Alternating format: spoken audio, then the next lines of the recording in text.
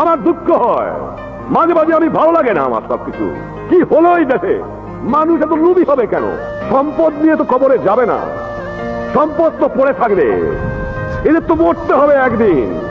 সেই সামান্য জায়গা আর এক গজ কাপড় ছাড়া তো কিছুই সঙ্গে নিতে পারবে না। তারপরে কেন চুরি করবে? তারপরে কেন ঘুষ খাবে? তারপরে কেন দুর্নীতি করবে? তারপরে কেন অত্যাচার করবে? আমি বুঝতে পারি না মানুষ। যাই হোক, চোরা নাহি শুনে ধর্মের কাহিনী, তাই চোরাদের একটু দমন করতে হয়। দমন করতে হবে, উপায় নাই। ৬৭ কোটি মানুষের চোখের দিক থেকেই তাদের দমন করতে হবে। আমি বোধহয় মনে করেছি আমি দয়ালু মানুষ। বঙ্গবন্ধু স্লোগান দেয়, বঙ্গবন্ধু কঠোর হও।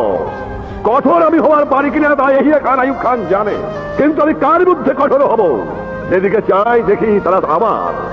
কিন্তু এর মধ্যেও যারা চোর, যারা বদমায়েশ, যারা গুন্ডা, যারা ঘুষখোর, যারা দুর্নীতিবাদ, তাদের উপরে আমার কোনো দয়া মায়া নাই।